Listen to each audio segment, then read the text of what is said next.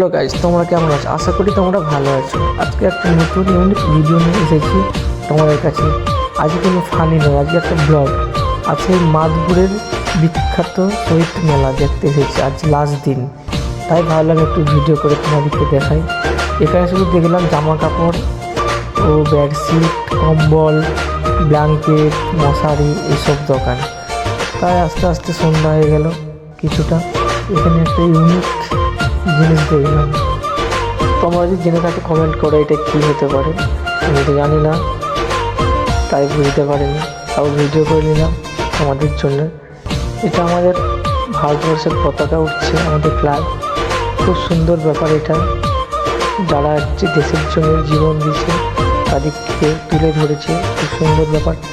কিন্তু মেলায় ঘুরতে ঘুরতে একটা চোখে পড়লো একটা হঠাৎ প্যান্ট, 999 টাকা।